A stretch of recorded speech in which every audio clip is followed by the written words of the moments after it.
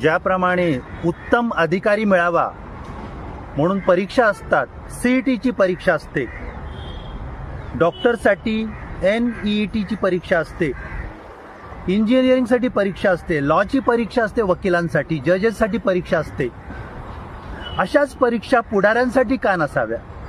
जर उत्तम अधिकारी, चांगला अधिकारी मिळावा म्हणून परीक्षा असते, तर उत्तम पुढारी मिळावा म्हणून यासाठी परीक्षा का नसाव्यात? कित्येक वेळा असं होतं की आपल्या निवडून यायच्या क्षमतेमुळे, पैशामुळे नालायक लोक निवडून येतात, आमदार बनतात, खासदार बनतात, मंत्री सुद्धा बनतात, ज्यांच्यावर बलात्काराचे आरोप आहेत, ज्यांच्यावर लुटालुटीचे आरोप आहेत, भ्रष्टाचारी माणसं आमचे मंत्री बनतात, अनेक वेळा मुख्यमंत्री बनतात. तर अशा लोकांना अटकाव करण्यासाठी या परीक्षा पाहिजेत ना? कारण आम्हाला तर कळू दे आमच्या पुढाऱ्याची लायकी काय. मधल्या काळामध्ये सरकारने असा फतवा काढला की डॉक्टरांनी किंवा ह्या राजपत्रित अधिकाऱ्यांनी पुढारी आल्याबरोबर उठून उभं राहायचं. अरे डॉक्टरकी करायला या माणसाला किती खस्ता खाव्या लागल्या असतील, किती विद्वान केलं, किती अभ्यास करावा लागला असेल.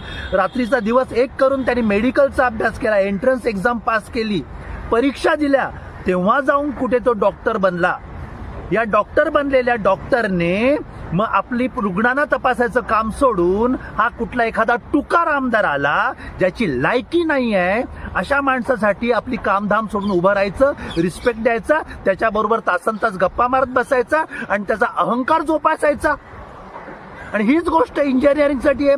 इंजिनिअरिंग बनायला का सहज नसतं, वकील बनणं सहज नसतं, जजेस बनणं सहज नसतं. अरे शिक्षक बनण्यासाठी TETची परीक्षा द्यावी लागते, तेव्हा जाऊन कुठे चांगला शिक्षक मिळतो. तर अशा प्रकारे या पुढाऱ्यांसाठी सुद्धा परीक्षा असाव्यात. आम्हाला पण कळू दे ना आमचा पुढारी लायक आहे की नालायक आहे, आमचा पंतप्रधान लायकीचा आहे का, आमचा मुख्यमंत्री लायकीचा आहे का, ज्या माणसाला आम्ही नगरसेवक, आमदार आणि खासदार निवडतो ते लायकीचे आहे का.